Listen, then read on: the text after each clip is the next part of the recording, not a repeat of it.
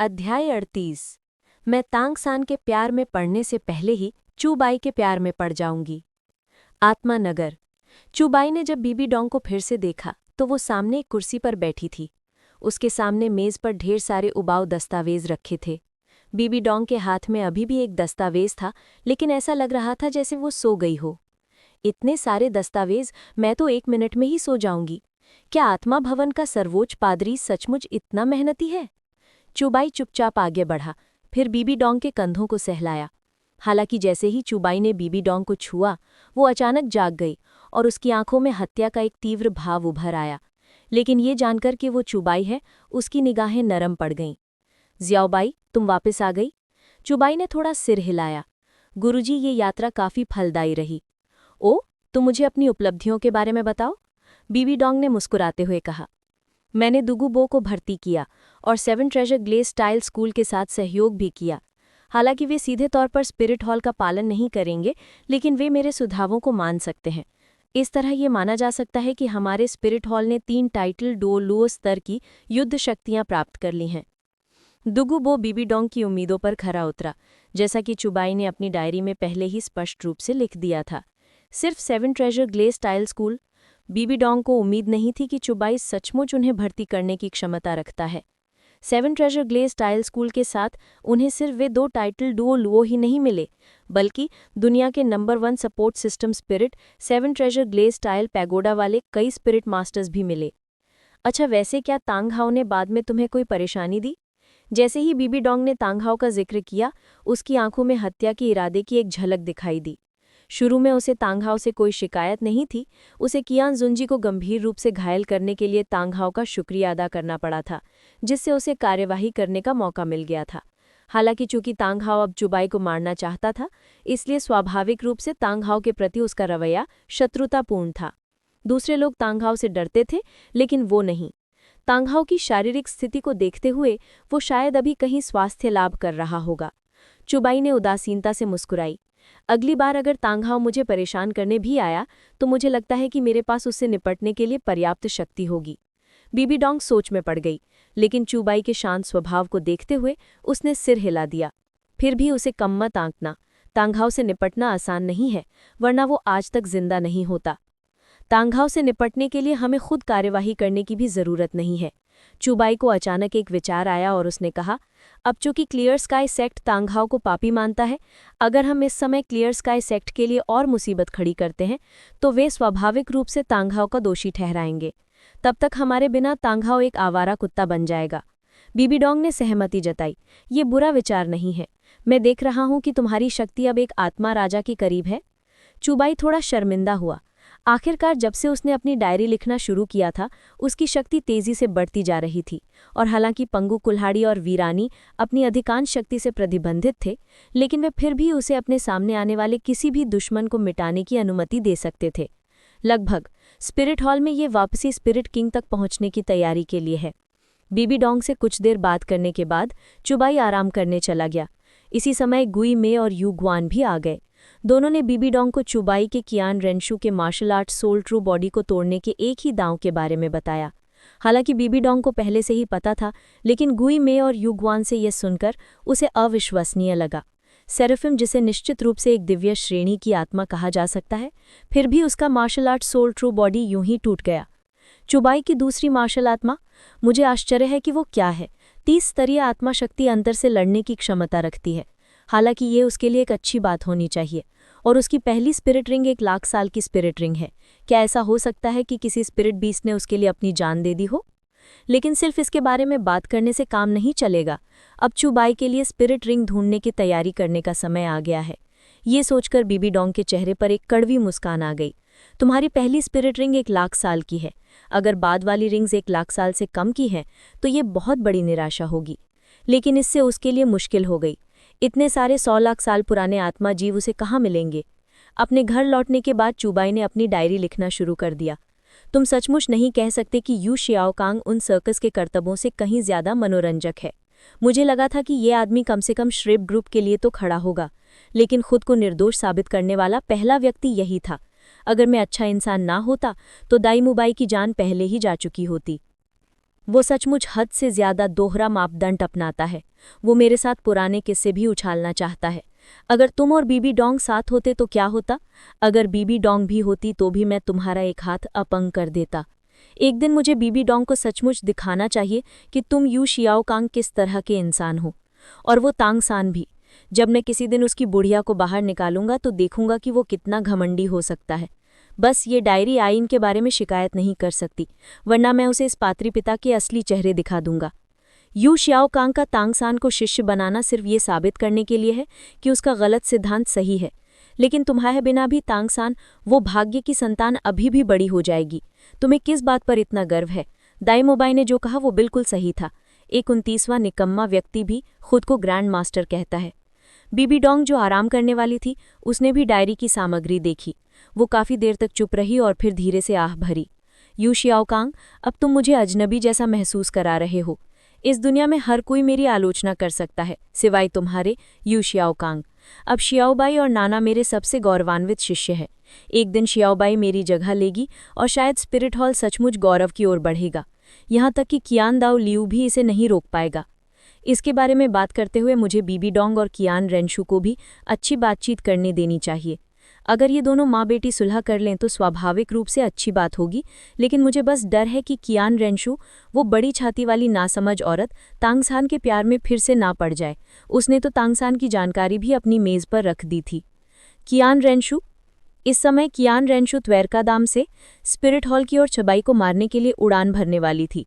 क्या इस आदमी को मुझसे कोई परेशानी है? वो हमेशा मेरे बारे में शिकायत क्यों करता रहता है? कियान रेंशु ने दांत पीसते हुए कहा, मैं इस जीवन में कभी तांगसान से प्यार नहीं करूंगी। इतनी देर तक डायरी पढ़ने के बाद अगर वो थोड़ी नासमझ भी होती तो उसे पता होता कि तांगसान कैसा इंसान है। साथ ही वो नहीं समझ पा रही थी कि चूबाई हमेशा इस बात पर जोर क्यों देती थी कि वो तांगसान से प्यार करे।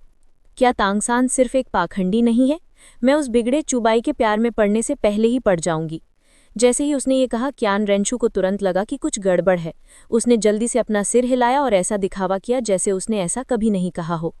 ये श्रेक लगभग खत्म हो चुका है। अब सिर्फ वो 4 लड़के बचे हैं, लेकिन उनके स्वभाव को देखते हुए वे कुछ और लड़कियां जरूर लाएंगे, है ना? इससे कोई फर्क नहीं पड़ता कि वे किसे ढूंढते हैं। जब मैं बिल्कुल नई स्पिरिट हॉल टीम बनाऊंगा तो उनमें से कोई भी तुम्हारे श्रेक को आसानी से कुचल देगा। अध्याय 39। निंग रोंग स्पिरिट हॉल टीम में शामिल होता है। हालांकि ये डोल महाद्वीप बहुत नाजुक है, जो मेरी आत्मा की शक्ति को सीमित कर रहा है। शायद एक दिन जब मैं किसी उच्चतर स्तर पर पहुंच पाऊंगा तो मैं पंगु कुल्हाड़ी की शक्ति को सचमुच प्रकट कर सकूंगा। जब मैं देवलोक में पहुंचूंगा तो मैं पंगु कुल्हाड़ी का उपयोग असुर दानव तलवार को आधा काटने और घर में उसे जलावन की लकड़ी के रूप में इस्तेमाल करने के लिए करूंगा। और वो समुद्र देवता भी शायद अच्छा आदमी नहीं है। क्या बो साइक से एक दयनीय महिला नहीं है जो लगातार समुद्र देवता द्वारा धोखा खा रही है और स्वेच्छा से उसके लिए खुद को बलिदान कर रही है? क्या सिर्फ इसलिए कि आप एक देवता हैं, आप दूसरों के जीवन को मनमाने ढंग से नियंत्रित कर सकते हैं? इसे अच्छे से कहें तो आप एक देवता हैं, इसे थोड़ा कम अच्छे से कहें तो आप एक किसान हैं। डुलुओ महद्वीप के सड़े हुए देवता वास्तव में ईश्वर की उपाधि का अपमान करते हैं। एक दिन मैं तुम्हारे देवलोक को उलट दूंगा और उस असुर देवता को घुटने टेककर स्तुति गाने पर मजबूर कर दूंगा। चूबाई ने शिकायत की। उसे ऐसा लगा जैसे उसने नया जीवन देखा हो। मेजबान ने शिकायत डायरी पूरी कर ली है। शिकायत की मारक क्षमता कम, इनाम आत्मिक शक्ति एक स्तर बढ़ी। चूबाई ने अचानक अपनी आंखें खोलीं, अपने भीतर तेजी से बढ़ती क्यू को महसूस किया। उसकी पुतलियां गहरी खुशी से भर गईं। सिस्टम से मिली इस एक स्तर की आत्मिक शक्ति के कारण ही वो सचमुच 50वें स्तर तक पहुंच पाया था। मैंने शुरू में सोचा था कि मुझे कुछ और समय के लिए खुद को एकांत में रखना होगा, लेकिन मुझे सीधे आत्मा राजा बनने की उम्मीद नहीं थी। जहां तक आत्मा वलय की बात है, मैं उसे अभी खाली ही रहने दूंगा। चूबाई अभी अपने कीमती आत्मा वलय के स्लॉट बर्बाद नहीं करना चाहता था। आखिरकार सिस्टम उसे आत्मा वलय से पुरस्कृत करेगा। हालांकि अगर उसे कोई उपयुक्त मिल जाता तो चूबाई उसे ले लेता, क्योंकि सिस्टम के पुरस्कारों में स्पिरिट रिंग की उम्र बढ़ाना भी शामिल था, इसलिए उसे चिंता करने की कोई बात नहीं थी। गुरु, मैं स्पिरिट किंग तक पहुंच गया हूँ। अगले दिन चूबाई बीबी डोंग के सामने आई। ये सुनकर बीबी डोंग ने तुरंत अपना काम छोड़ दिया और अपनी शक्तिशाली स्पिरिट पावर का इस्तेमाल चूबाई की जांच करने के लिए किया। निश्चित रूप से वो स्पिरिट किंग के स्तर पर था। अच्छा, तुमने अपने गुरु को निराश नहीं किया। चूंकि ऐसा है, इसलिए मैं तुम्हें स्टारडू ग्रेट फॉरेस्ट ले जाऊंगा ताकि तुम्हारे लिए एक उपयुक्त 5वीं स्पिरिट रिंग ढूंढ सकूं। बीबी डोंग ने बिना किसी हिचकिचाहट के कहा। स्पिरिट रिंग के बिना चूबाई की स्पिरिट पावर बॉटलनेक तक पहुंच जाती, और अगर ये लंबे समय तक जारी रहती तो ये अच्छी बात नहीं होती। मैं थोड़ा और इंतजार करना चाहता हूँ, चूबाई ने कहा। अपनी स्पिरिट रिंग के लिए मैं थोड़ी देर और इंतजार करना चाहता हूँ। अभी स्टारडू महान वन जाने से शायद कोई उपयुक्त रिंग ना मिले, और क्या पता बाद में मुझे कोई ज्यादा उपयुक्त आत्मा रिंग मिल जाए। बीबी डोंग दंग रह गई। जैसे ही वो बोलने ही वाली थी, उसे चूबाई के पास मौजूद दूसरी मार्शल आत्मा के पास लाख साल पुरानी आत्मा रिंग की याद आ गई। क्या ऐसा हो सकता है कि चूबाई के पास आत्मा रिंग पाने का कोई खास तरीका हो? ठीक है, तो तुम्हारे गुरु तुम्हें मजबूर नहीं करेंगे। एक आत्मा गुरु की सीमाएं हमेशा हर व्यक्ति में अलग अलग रही हैं, कोई निश्चित नियम कभी नहीं रहा। तुम जितना ज्यादा साधना करोगे, उतनी ही मजबूत आत्मा रिंग तुम स्वाभाविक रूप से ग्रहण कर पाओगे। तुम्हारे गुरु को उम्मीद है कि अपनी सुरक्षा सुनिश्चित करते हुए तुम सबसे मजबूत और सबसे उपयुक्त आत्मा रिंग हासिल कर सकोगे। बीबी डोंग ने चूबाई के सिर पर थपथपाया। चूंकि ऐसा ही है, तो तुम्हें अभी आराम करना चाहिए। अगर तुम्हें किसी चीज की जरूरत हो तो मुझे ढूंढने आना, मैं तुम्हें जरूर सबसे अच्छी आत्मा रिंग ढूंढ दूंगी, चाहे वो लाख साल पुरानी ही क्यों ना हो। चूबाई थोड़ा स्तब्ध रह गया। फिर उसे लगा कि एक शिक्षक को यही कहना चाहिए, और ये जिद नहीं कि एक स्पिरिट मास्टर की सीमा 423 साल है, और अगर आप 1 साल और ले लेते हैं तो आप अपंग हो जाते हैं, आपका भविष्य खत्म हो जाता है। शायद शिक्षकों के बीच यही अंतर था। आपके सर्वोच्च धर्मगुरु 7 खजाना ग्ले स्टाइल स्कूल के निंग फेंगजी यहाँ मिलने आए थे, अचानक गुई में प्रकट हुई। निंग फेंगजी, वो अचानक यहाँ क्यों आए? बीबी डोंग ने थोड़ा भौहें चढ़ाईं। शायद इसलिए क्योंकि चूंकि 7 खजाना ग्ले स्टाइल स्कूल ने अब स्पिरिट हॉल के साथ एक सहयोगात्मक संबंध स्थापित कर लिया है, और आप गुरु अभी भी स्पिरिट हॉल के वर्तमान नियंत्रक हैं, तो निंग फेंगजी आपसे मिलना चाहेंगे, चूबाई ने बगल से मुस्कुराते हुए कहा। क्या चैनशन या गुरोंग उनके साथ है? सिर्फ 2 लड़कियां, गुई में ने जवाब दिया। ओहो, उन 2 उपाधि प्राप्त डूलुओं को स्पिरिट हॉल में ना लाना थोड़ा अजीब है। लगता है वो सहयोग करके स्पिरिट हॉल की ईमानदारी की परीक्षा ले रहा है, ऐसे में उसे अंदर आने दो। बीबी डोंग ने सिर हिलाया। कुछ ही देर बाद निंग फेंगजी को निंग रोंग रोंग और झूझू किंग को उस जगह पर लाते हुए देखा गया। चूबाई थोड़ा हैरान हुआ। निंग फेंगजी का आना तो सामान्य बात थी, लेकिन निंग रोंग रोंग और झूझू किंग यहाँ क्यों थे? संप्रदाय गुरु निंग, बहुत समय हो गया। बीबी डोंग खड़ी हो गई और मुस्कुराते हुए बोली, आपके सर्वोच्च धर्मगुरु फेंगजी बिना बुलाए आ गए, कृपया नाराज ना हो। निंग फेंगजी हंसा, फिर उसने चूबाई की ओर थोड़ा सिर हिलाया, जो बीबी डोंग के बगल में खड़ी थी। क्या सेक्ट मास्टर निंग 7 खजाना बेस स्टाइल स्कूल और स्पिरिट हॉल के बीच सहयोग के लिए यहाँ है? बीबी डोंग आगे बढ़ी। वो जानती थी कि निंग फेंगजी की कोई दुर्भावना नहीं है, इसलिए वो स्वाभाविक रूप से अपने सर्वोच्च पोप के रूप में उनसे बात नहीं करेंगी। आखिरकार निंग फेंगजी को चूबाई ने उनके लिए भर्ती किया था। अगर वे घमंडी और शक्तिशाली दिखे तो इस सहयोगात्मक संबंध को खतरे में डाल सकता था। अगर वे सचमुच 7 खजाना ग्ले स्टाइल स्कूल को अपने साथ जोड़ सकते तो स्पिरिट हॉल की समग्र शक्ति में निश्चित रूप से गुणात्मक उछाल आता। बिल्कुल सही। हालांकि चूबाई स्पिरिट हॉल के संत सूत्र हैं, लेकिन फेंगजी को लगता है कि चूंकि हम सहयोग कर रहे हैं तो आपके सर्वोच्च पोप से मिलना अभी भी जरूरी है। निंग फेंगजी ने सिर हिलाया। बीबी डोंग भी स्पष्ट थी। सेक्ट मास्टर निंग को चिंता करने की जरूरत नहीं है। स्पिरिट हॉल और 7 ट्रेजर ग्ले स्टाइल स्कूल के बीच सहयोग ठीक वैसे ही आगे बढ़ेगा जैसा जियाओबाई ने आपसे वादा किया था। ये हमारी ईमानदारी है। 7 ट्रेजर ग्ले स्टाइल स्कूल अभी भी स्वतंत्र रह सकता है, लेकिन हमें उम्मीद है कि बड़े मामलों में हम स्पिरिट हॉल के साथ एक रूपता बनाए रख पाएंगे। ये तो स्वाभाविक है। आखिरकार चूबाई ने हमारे 7 ट्रेजर ग्ले स्टाइल स्कूल को एक जबरदस्त सौदेबाजी का जरिया दिया था। बीबी डोंग की बातें सुनकर निंग फेंगजी चूबाई के बारे में और भी ज्यादा सोचने से खुद को नहीं रोक सके। क्या बीबी डोंग चूबाई पर इतना भरोसा करते थे? बिना सोचे समझे चूबाई के विचारों पर सहमत हो गए। वो इस बार खास तौर पर स्पिरिट हॉल की परीक्षा लेने आए थे, और अब वे थोड़ा निश्चिंत हो सकते हैं। रोंग रोंग, तुम भी क्यों आई? चूबाई ने पूछा। मैं? रोंग रोंग के शर्मिंदा भाव देखकर निंग फेंगजी बोली, ये बच्ची रोंग रोंग श्रेक अकेडमी छोड़ चुकी है और स्कूल में स्थिर नहीं रह सकती। इसमें कोई हर्ज नहीं है। मैं इस बार ये उम्मीद करके आई थी कि ये बच्ची रोंग रोंग भी स्पिरिट हॉल अकेडमी में शामिल हो सके। मुझे आश्चर्य है कि क्या ये संभव है।